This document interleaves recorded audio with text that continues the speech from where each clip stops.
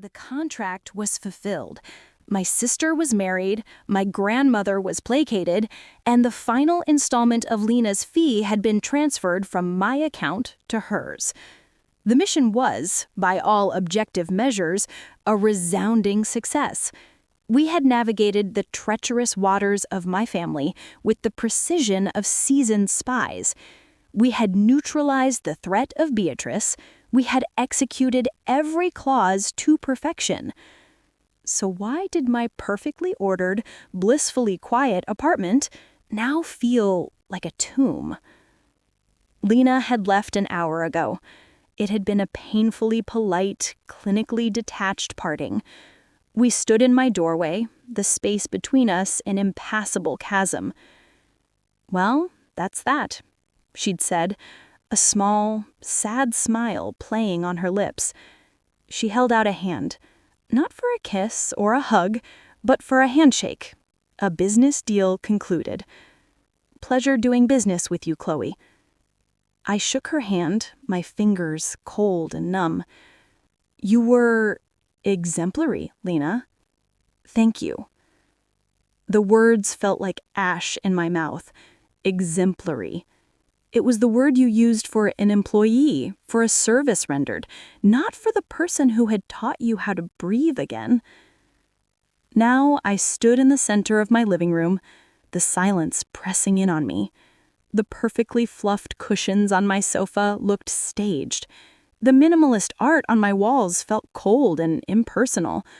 For years, I had cultivated this life, a fortress of control and predictability. Lena had breached its walls, flooding it with color, chaos, and a warmth I hadn't realized I was starving for. And now, she was gone.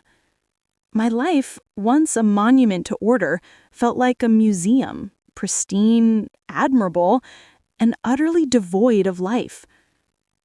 I walked to my desk and picked up the contract, its crisp edges a stark reminder of our beginning. I read the clauses, the rules, the fabricated memories we'd so carefully constructed.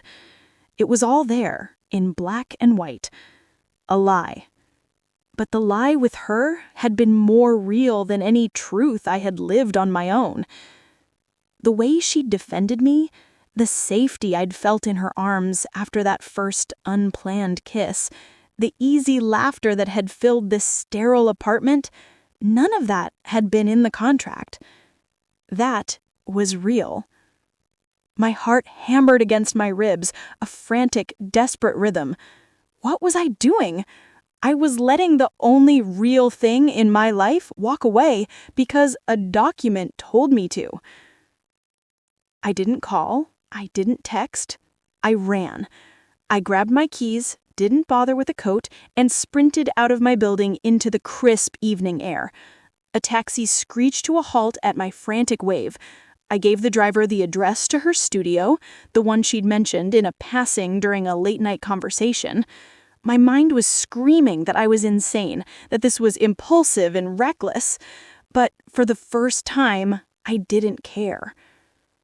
Her studio was in a converted warehouse, up 3 flights of rickety stairs. The door was propped open, and the smell of turpentine and oil paint filled the air.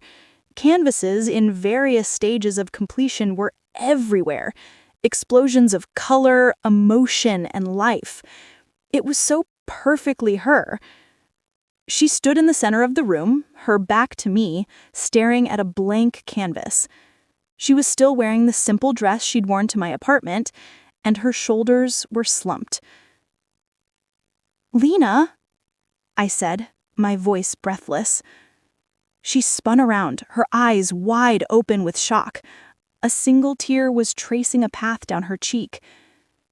"The contract is over," I managed to say, taking a step into her world of beautiful, brilliant chaos. "But I'm not. We're not." "Chloe, what are you doing here?" she whispered, her voice fragile.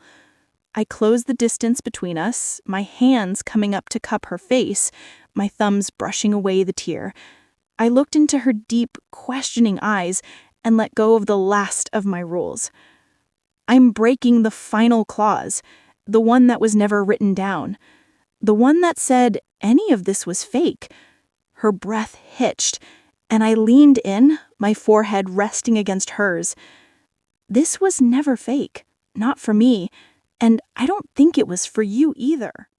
Thank you for following this story. You all voted, and our next series will be The CEO I Hate. Make sure to subscribe so you don't miss it.